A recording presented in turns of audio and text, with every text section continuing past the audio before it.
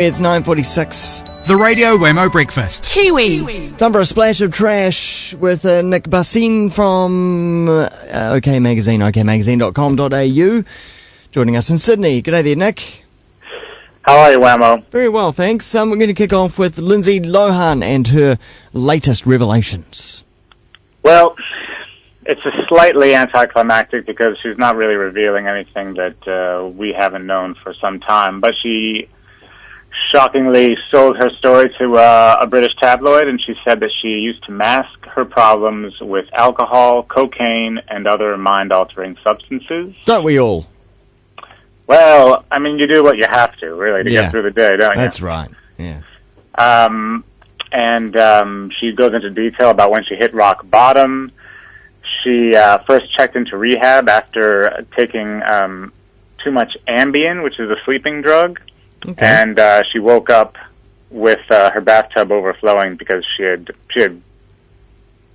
set to take a bath and then just passed out. She wasn't in the bath at the time. No, she was on the floor. I mean, we've all been there, Wammo. I'm sure. So she'd probably be in an apartment or something, and so the neighbours downstairs would have been dealing with the water coming through the ceiling.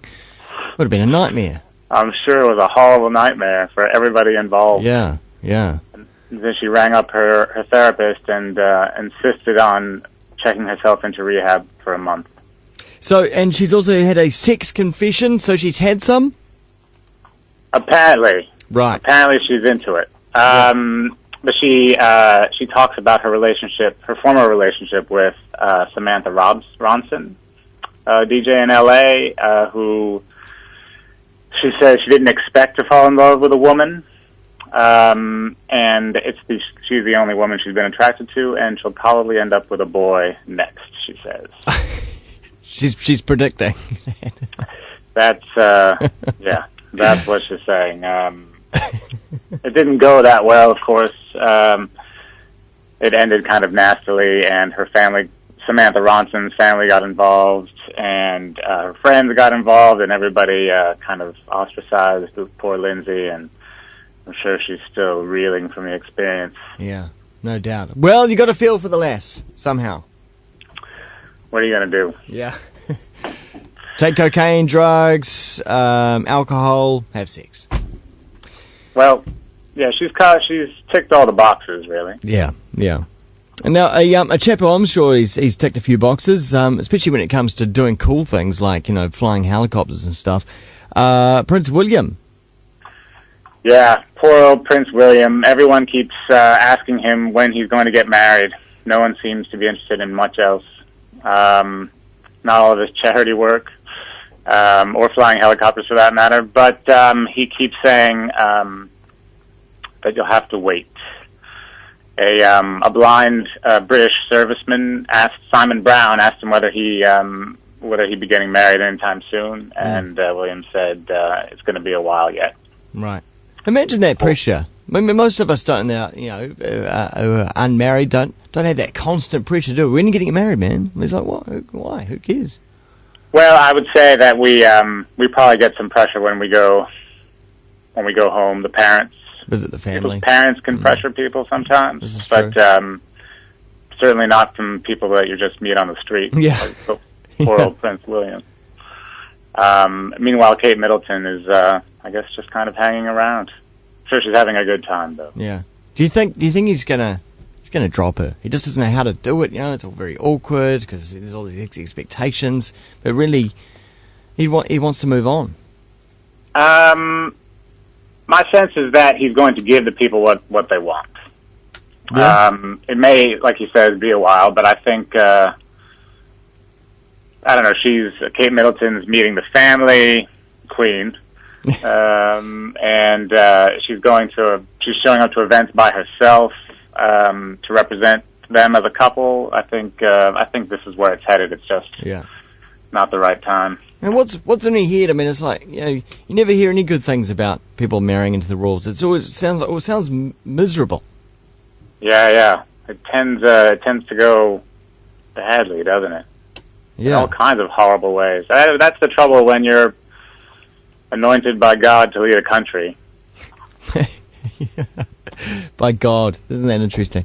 Finally, now tell us what's been happening with Whitney Houston in Australia, because she was going to be touring New Zealand, and then something fell through with the promoter there, but she is in Australia at the moment. What's going on?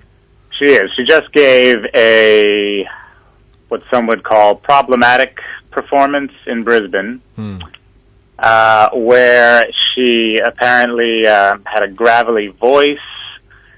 She didn't really know the names of her backup band. She took breaks and called her brother Gary. I didn't even know she had a brother Gary to sing on stage, and the fans were not pleased. Not pleased at all. They called...